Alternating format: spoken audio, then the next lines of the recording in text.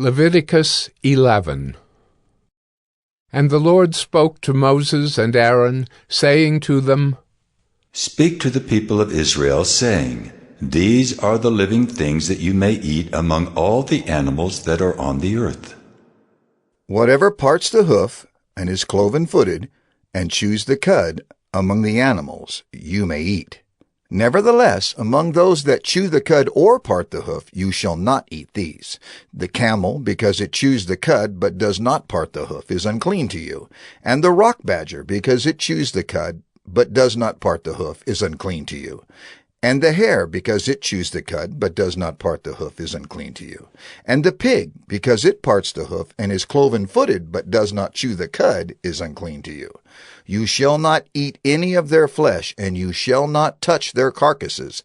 They are unclean to you. These you may eat, of all that are in the waters, everything in the waters that has fins and scales, whether in the seas or in the rivers, you may eat. But anything in the seas or the rivers that has not fins and scales, of the swarming creatures in the waters and of the living creatures that are in the waters, is detestable to you. You shall regard them as detestable. You shall not eat any of their flesh, and you shall detest their carcasses. Everything in the waters that has not fins and scales is detestable to you. And these you shall detest among the birds.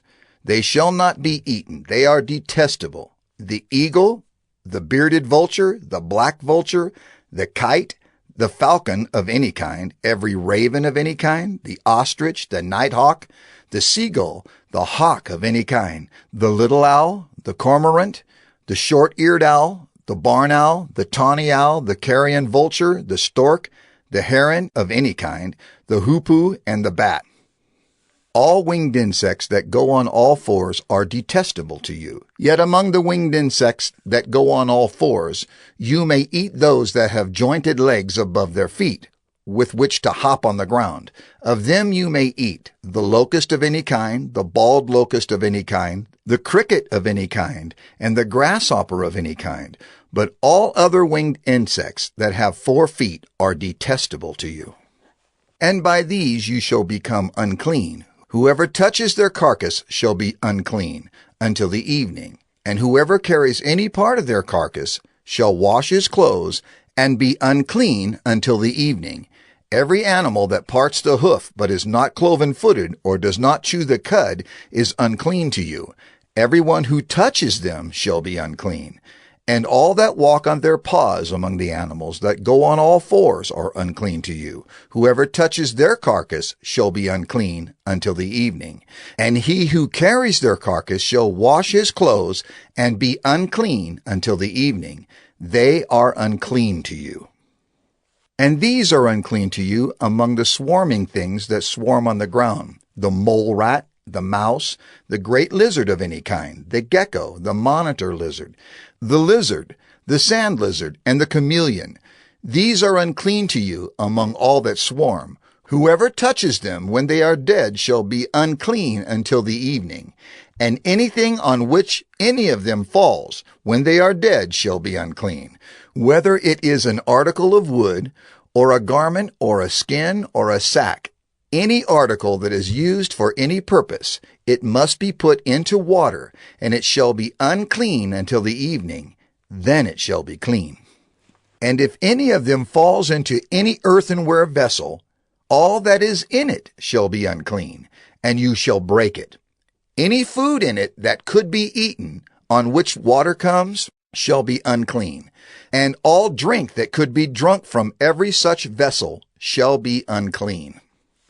And everything on which any part of their carcass falls shall be unclean. Whether oven or stove, it shall be broken in pieces. They are unclean and shall remain unclean for you. Nevertheless, a spring or a cistern holding water shall be clean, but whoever touches a carcass in them shall be unclean. And if any part of their carcass falls upon any seed grain that is to be sown, it is clean. But if water is put on the seed, and any part of their carcass falls on it, it is unclean to you. And if any animal which you may eat dies, Whoever touches its carcass shall be unclean until the evening, and whoever eats of its carcass shall wash his clothes and be unclean until the evening, and whoever carries the carcass shall wash his clothes and be unclean until the evening. Every swarming thing that swarms on the ground is detestable. It shall not be eaten. Whatever goes on its belly, and whatever goes on all fours, or whatever has many feet, any swarming thing that swarms on the ground you shall not eat, for they are detestable. You shall not make yourselves detestable with any swarming thing that swarms, and you shall not defile yourselves with them, and become unclean through them. For I am the Lord your God. Consecrate yourselves therefore and be holy, for I am holy. You shall not defile yourselves with any swarming thing that crawls on the ground. For I am the Lord who brought you up out of the land of Egypt to be your God. You shall therefore be holy, for I am holy. This is the law about beast and bird, and every living creature that moves through the waters, and every creature that swarms on the ground, to make a distinction between the unclean and the clean, and between the living creature that may be eaten and the living creature that may not be eaten. Leviticus 12.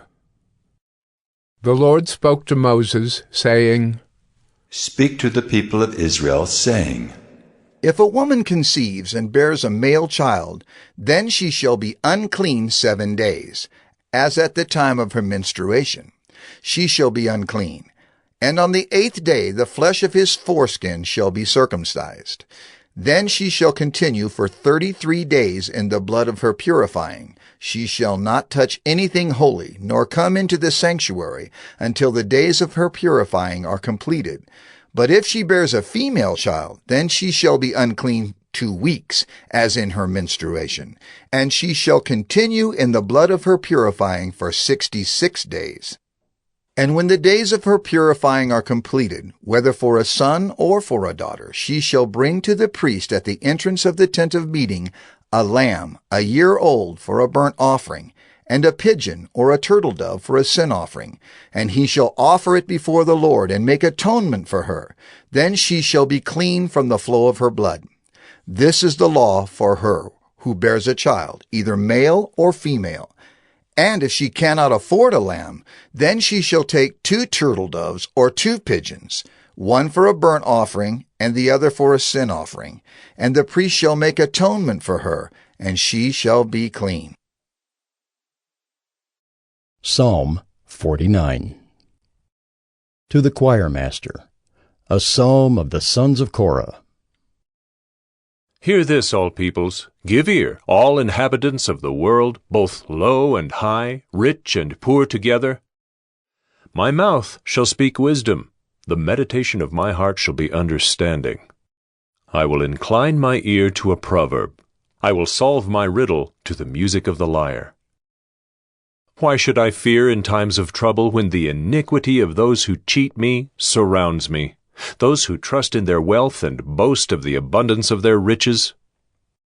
Truly no man can ransom another, or give to God the price of his life, for the ransom of their life is costly and can never suffice that he should live on forever and never see the pit. For he sees that even the wise die. The fool and the stupid alike must perish and leave their wealth to others. Their graves are their homes forever, their dwelling places to all generations. Though they called lands by their own names, man in his pomp will not remain. He is like the beasts that perish. This is the path of those who have foolish confidence.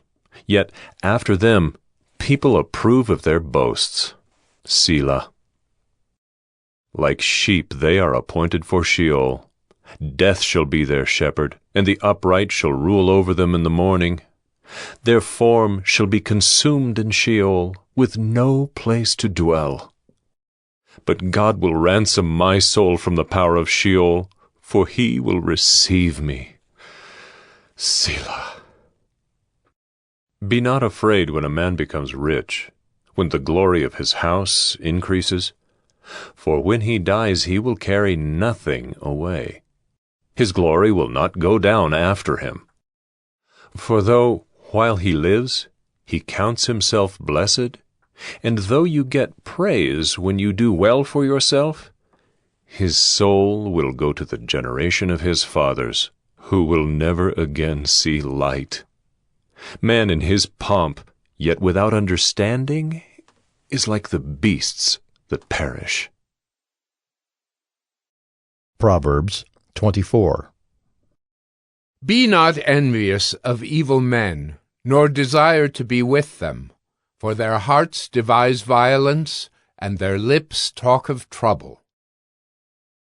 By wisdom a house is built, and by understanding it is established. By knowledge the rooms are filled with all precious and pleasant riches.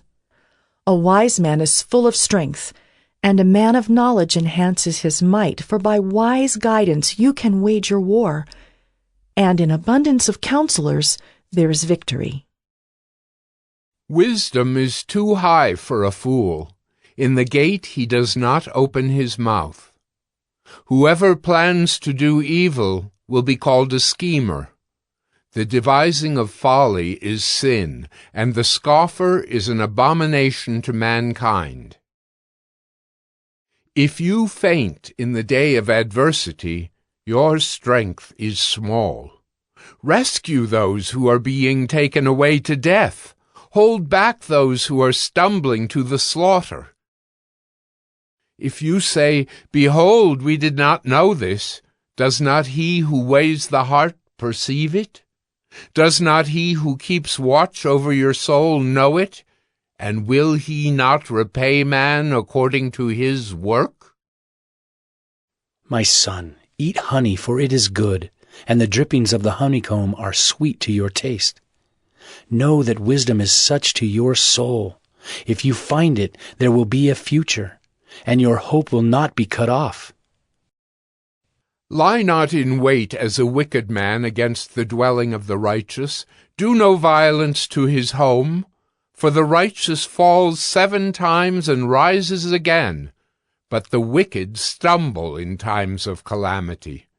Do not rejoice when your enemy falls, and let not your heart be glad when he stumbles, lest the Lord see it and be displeased, and turn away his anger from him.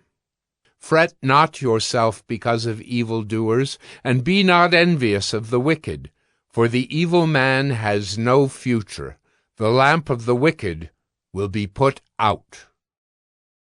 My son, fear the Lord and the king, and do not join with those who do otherwise, for disaster will arise suddenly from them, and who knows the ruin that will come from them both. These also are sayings of the wise. Partiality in judging is not good. Whoever says to the wicked, You are in the right, will be cursed by peoples, abhorred by nations, but those who rebuke the wicked will have delight, and a good blessing will come upon them. Whoever gives an honest answer kisses the lips. Prepare your work outside. Get everything ready for yourself in the field, and after that, build your house. Be not a witness against your neighbor without cause, and do not deceive with your lips. Do not say, I will do to him as he has done to me. I will pay the man back for what he has done. I passed by the field of a sluggard, by the vineyard of a man lacking sense. And behold, it was all overgrown with thorns. The ground was covered with nettles, and its stone wall was broken down. Then I saw and considered it. I looked and received instruction. A little sleep, a little slumber, a little folding of the hands to rest, and poverty will come upon you like a robber, and want like an armed man. 2 Corinthians 8.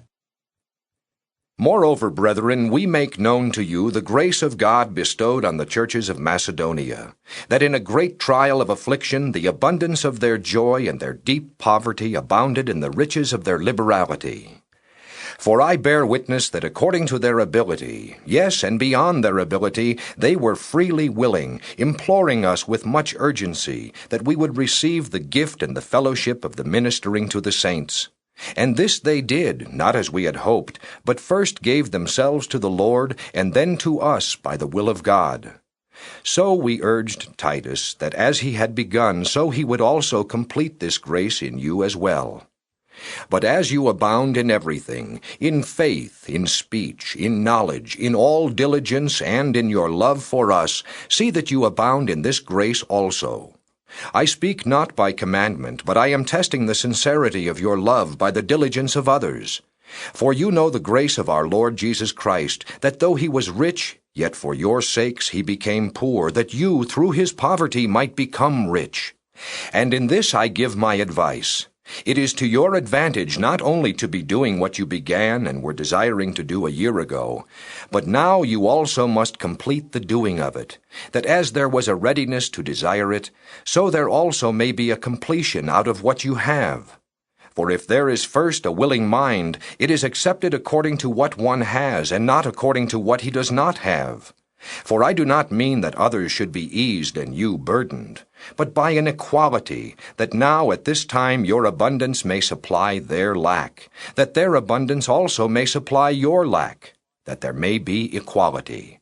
As it is written, He who gathered much had nothing left over, and he who gathered little had no lack. But thanks be to God who puts the same earnest care for you into the heart of Titus.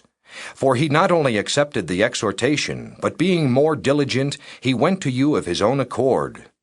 And we have sent with him the brother whose praise is in the gospel throughout all the churches, and not only that, but who was also chosen by the churches to travel with us with this gift, which is administered by us to the glory of the Lord himself, and to show your ready mind, avoiding this, that any one should blame us in this lavish gift which is administered by us, providing honorable things not only in the sight of the Lord, but also in the sight of men.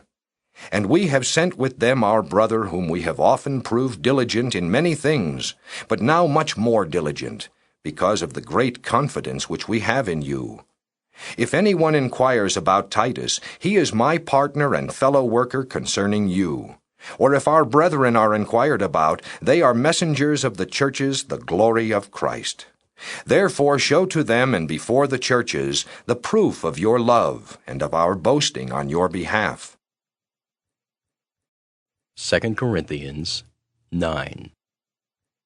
Now concerning the ministering to the saints, it is superfluous for me to write to you, for I know your willingness, about which I boast of you to the Macedonians, that Achaia was ready a year ago, and your zeal has stirred up the majority.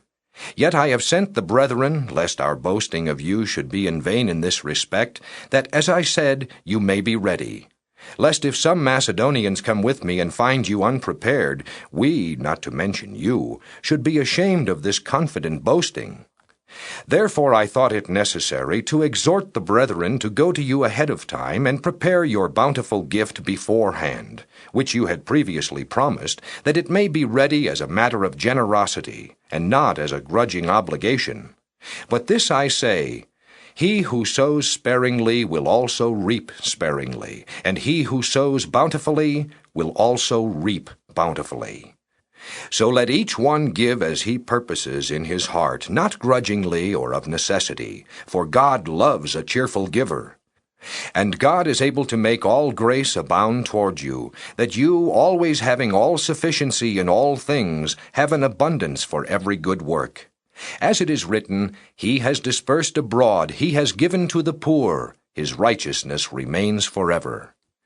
Now may He who supplies seed to the sower and bread for food supply and multiply the seed you have sown, and increase the fruits of your righteousness, while you are enriched in everything for all liberality, which causes thanksgiving through us to God. For the administration of this service not only supplies the needs of the saints, but also is abounding through many thanksgivings to God, while through the proof of this ministry they glorify God for the obedience of your confession to the gospel of Christ, and for your liberal sharing with them and all men, and by their prayer for you, who long for you because of the exceeding grace of God in you. Thanks be to God for his indescribable gift.